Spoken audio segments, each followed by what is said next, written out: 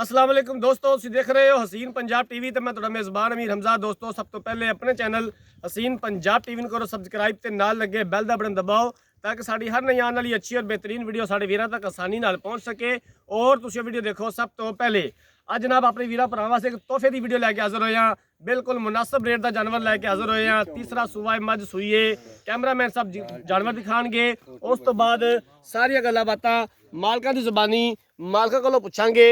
माशाअल्लाह बड़ा खूबसूरत जानवर है, बारीक चमड़ी की यह मझ हैगी है जनाब। सफेद चिट्टियां अखां ने, मत्थे ते सफेद फुल्ली है, ठंड बड़ा कमाल लग्या है माशाअल्लाह। हवाना माशाअल्लाह बड़ा खूबसूरत है, बिल्कुल मुनासिब रेट का जानवर है जनाब। अज इंशाअल्लाह ताला अपने वीरां नूं खुश कर देंगे। जेडे मेरे वीर जानवर घर रखना चाहते हैं, दुध घर का लेना चाहते हैं, उन्होंने मेरी तरफों जनाब ये तोहफा है। ये जानवर इंशाअल्लाह ताला याद रखणगे।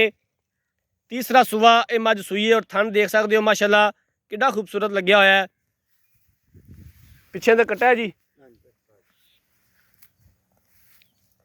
अपने वीरां वास्ते मेहनत करी दी है, कोशिश करी दी है कि अच्छे तो अच्छा जानवर दिखा सकिए। बाकी लैने देने मुकद्दर ने। आरफ वाला जनाब इस जानवर की लोकेशन है, घर का जानवर है, तसल्ली वाला है माशाअल्लाह। जिहड़ी गल करांगे अपने वीरां नाल इंशाअल्लाह ताला उहदे विच फर्क नहीं आएगा।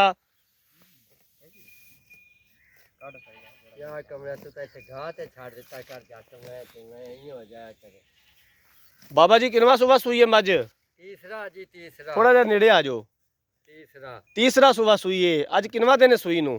अज 15 किते हो गए ते ए वट ते ला देंदा तां वेखी जा ते वटां ते ला ते गाह ते छड़ देंदा ते गाह ते रज ले दी छेड़ दी। मतलब बाहर चरण फिरन वाली मझ है। हां जी, हुण वेखी जाना ज्यादा हुणे। किन्ना दुध है जी हाजर टाइम दे कोले? दुध जी कट्टे छड़ के 10 किलो इस ता चोंदे पे।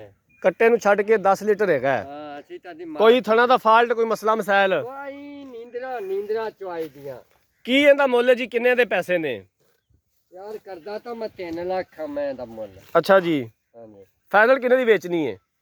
जेड़ा ना क्यों ना बेचारा किराया भाड़ा भी भरना, 90 दी मैं दे दियां 290 दी। 2,90,000 दी। हां जी। इहदे विचों कोई मजीद गुंजाइश हो जाएगी? यार अजे कराना तो मुड़ मैंने मारते 60 दे। लो जी मालकां दी गल्लां बातां तुसीं सुन लईआं ने। तीसरा सूबा सूईए, अज 15 दिन हो गए ने मझ सूई नूं। आ पिछे ते कट्टा हैगा, कट्टा इधर ले। हेलो अच्छा हाँ जी हाँ जी। चर्दी भी बखाओ ना इधर मुंह लाओ ना किसे वाट ते छड़ देन दे ता देख निके निके बाल ला दे। सील अशराफ है जनाब, घर का जानवर है, किसी व्यापारी कोल नहीं हैगा। तसल्ली वाला जानवर है। 10 किलो दुध हैगा हाजर टाइम, 2 टाइम का इहदे कोल मौजूद है। बच्चे नूं छड्ड के 2,90,000 रुपये की डिमांड की है। मजीद भी असीं इंशाअल्लाह ताला गुंजाइश कढ़ावांगे, जिथों तक हो सकिया अपने वीरां वास्ते कोशिश करांगे। अगर किसी और अजे गुंजाइश कढ़ाना मैं और चाचा कसम तो नहीं ना पाई दी? मैं मेरी कागज दी बनी हुई है। मझ तेरी वाकई कागज की बनी हुई है, लेकिन गुंजाइश तो थोड़ी बहुत करनी पैनी है। जेड़ा सौ रब दी ले गया आखे तो मैं लियांदी है। ठीक हो गया। खल पावेगा मैं दसेगी मैं आई हां। राब्ता नंबर दोस्तों 0312 612 2054, 0312 612 2054। इस नंबर पर व्हाट्सअप बनी है। अगर साड़ी अज वाली वीडियो पसंद आए, वीडियो लाइक तो शेयर जरूर करना है। जिंदगी रही तो मिलांगे एक नई वीडियो के नाल। अपने मेज़बान अमीर हमजा ने दो इजाज़त। अल्लाह हाफिज़।